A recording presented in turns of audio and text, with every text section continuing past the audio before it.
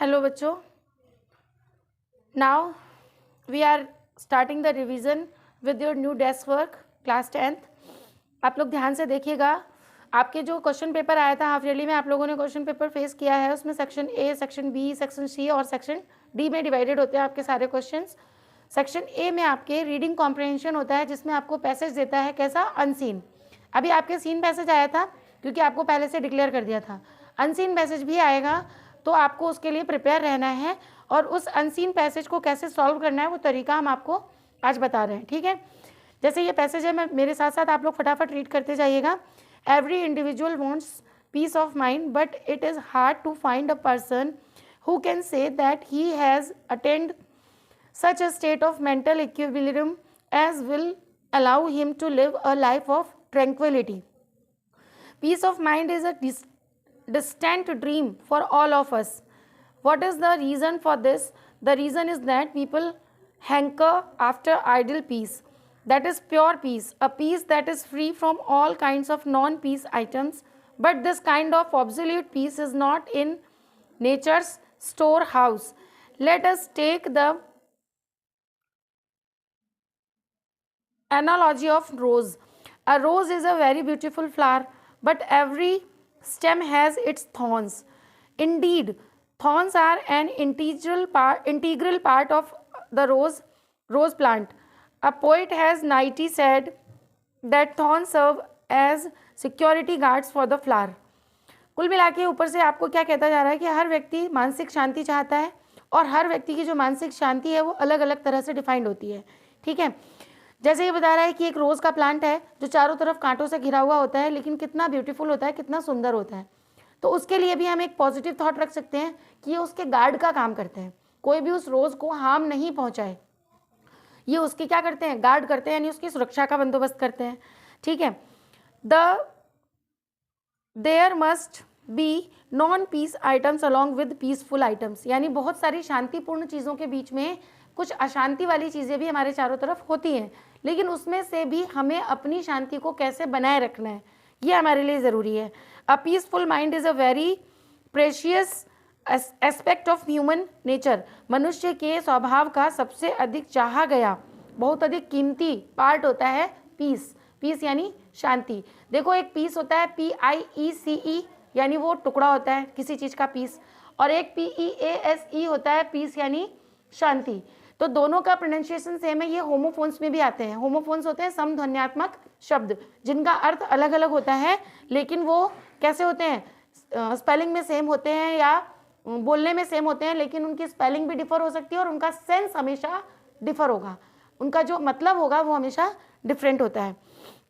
Last line थी आपकी, and it too needs safely to maintain its sublime quality.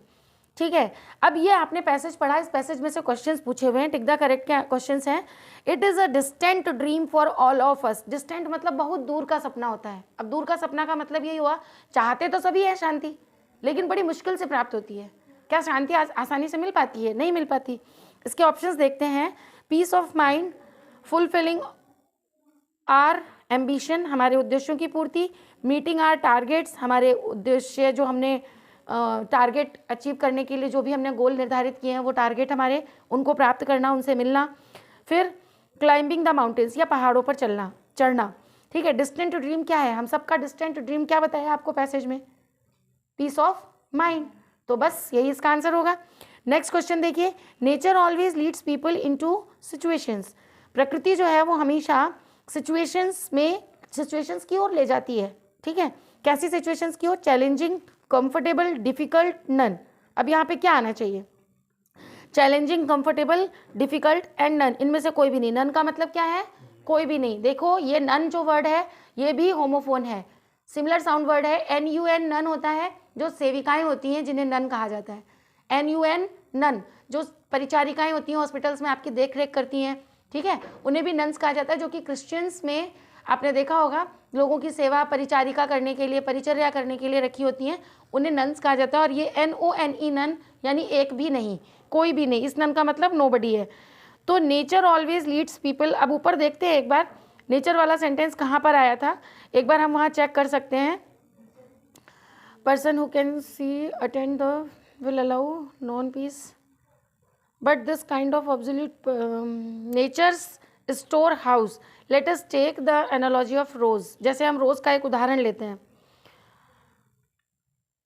कहाँ ले जाता है? Non peace items, peaceful items, last में है देखिए, aspect of human, very precious aspect of human nature and it too needs safety to maintains its sublime quality. ठीक है, तो इसमें क्या आएगा? कंफर्टेबल ही आएगा। Nature always leads people into comfortable situations. तो इसको एक बार देखते हैं, अभी अपन लास्ट में और एक बार डिस्कस करेंगे इसको। फिल इन द ब्लैंक में दिया हुआ है thorns are an dash part of a rose. अब ये देखिए कैसा है, इंटीग्रल मतलब इसके अंदर समाया हुआ ही रहता है, हर तरफ आपको कांटे देखने को मिलेंगे, तो integral part of rose plant. ठीक है, 3 क्वेश्चंस ये इसके हो गए।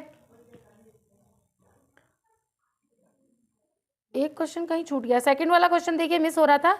The security for the flowers are, security जो है फ्लावर्स की वो क्या है? गार्डन्स, अदर प्लांट्स, थॉर्न्स और रूट्स। क्या है उसकी सिक्योरिटी का काम कर रहे थे? थॉर्न्स। ठीक है, इसी तरीके से आप इसके आगे के देखिए, 4 ही क्वेश्चंस थे आपके ये अनसीन पैसेज में से, केवल 4 ही क्वेश्चंस थे।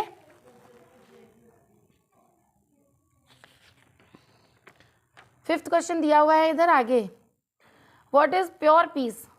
शुद्ध शांति क्या है? तो शुद्ध शांति आपको यहाँ पे दिया हुआ है प्योर पीस, इसमें आपको डायरेक्ट इसी में से लाइन आपको लिखनी है, 1 लाइनर आंसर है। Y does a peaceful mind need safety? किस चीज़ की ज़रूरत, हमें शांति की ज़रूरत क्यों होती है? सेफ्टी की ज़रूरत क्यों है? सुरक्षा की आवश्यकता क्यों है?